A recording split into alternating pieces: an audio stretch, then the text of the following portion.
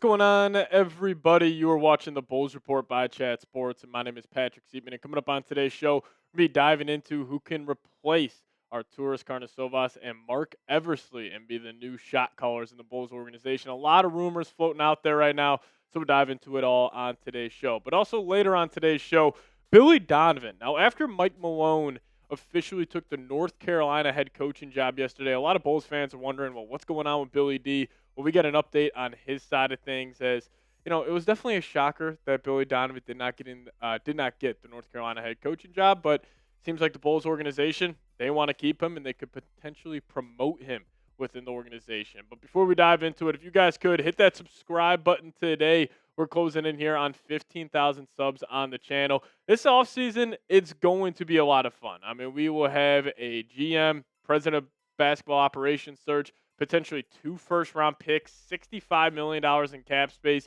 So there will be a lot of news coming out on your Chicago Bulls. So if you guys are brand new here to the channel, go down there, hit that subscribe button today.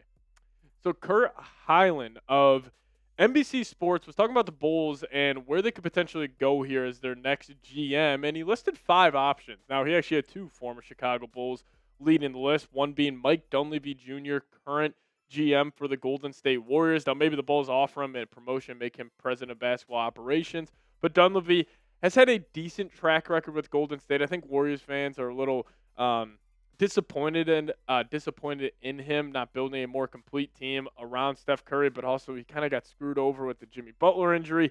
He took a risk on it, didn't end up working out, the whole Jonathan Kuminga thing. So people are kind of lukewarm on Dunleavy, but then you got 2 members of the Hawks organization. Now, one being former Bull Kyle Korver, who's currently the assistant GM there in Atlanta, and then you also got Landry Fields, who's the current Hawks GM. Now, I think both these guys have sneakily done a great job. The Atlanta Hawks, in terms of an organization when it comes to evaluating talent in the NBA, they have been sneakily great. Like them getting Dyson Daniels, turning him into one of the best perimeter defenders in the NBA, getting Nickeil Alexander-Walker on the MLE last summer. Now the guy's averaging 20 a game. Looks like he is now a legit 3-and-D starter in the NBA. You also have them developing a guy like Jalen Johnson. That was a great draft pick. Moving off Trae Young, heading into this new future. Like, I would love either of these options for the Chicago Bulls. Then you also got Matt Lloyd, current Timberwolves GM. Obviously not the shot caller in that organization, but he is number 2. And the Timberwolves, talk about evaluation of talent,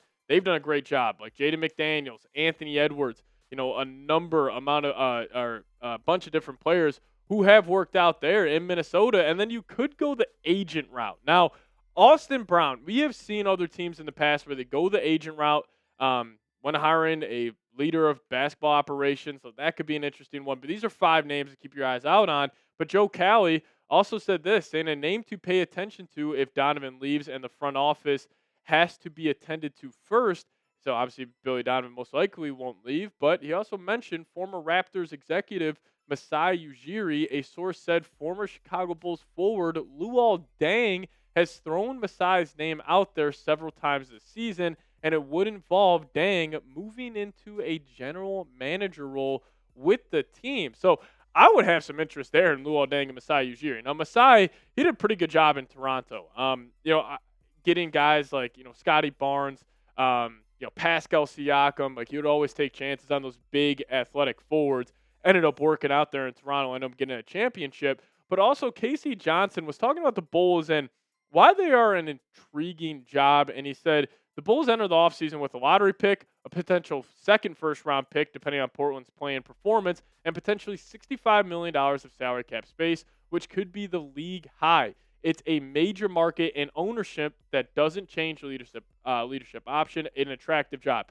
Totally agree with this. Like, now, the Bulls, if you wanted to go, a more negative route here, like, you would probably say, well, the Bulls don't really have a ton of young talent. Like Modest Buzelis is really the only guy. Like Josh Giddey, don't love his fit moving forward of being a lead guard on a championship contending team. Noah Senge, wild card. I just don't think Senge is going to work out. But he is right. Like $65 million in cap space, potentially 2 first-round picks, the brand of the Chicago Bulls, and also an ownership group where almost to a fault, Jerry Reinsdorf and Mark Reinsdorf will not make major changes if you do struggle early on. So if you want to take a job in Chicago and be like, hey, I'm at least going to have a 5-year window. I mean, we just saw Arturus Karnisovas, make some horrible moves the last couple of years, but he kept his job.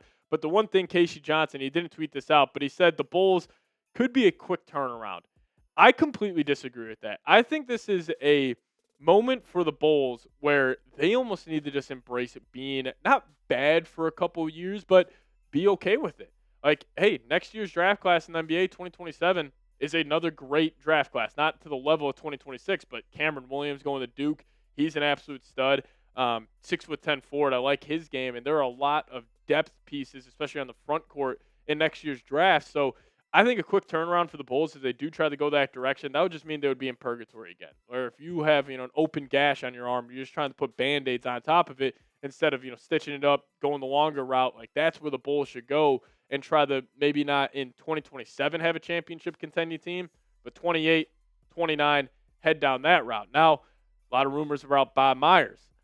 Bob Myers would be my top choice. And I think Bob Myers, I don't want to call him lucky for, the Steph Curry pick, but, Steph Curry fell in that draft. He was sitting right in the lap, but he did take a chance on him. I mean, the Minnesota Timberwolves drafted 2 guards before Steph Curry in that draft class, but him finding Draymond Green in the second round, him finding Klay Thompson to be the running bait next to Steph, and then also him setting himself up back in 2016, he knew the cap was going to spike, which would allow them to go out there and sign another big-time player like a Kevin Durant. Like, he knows the NBA in and out.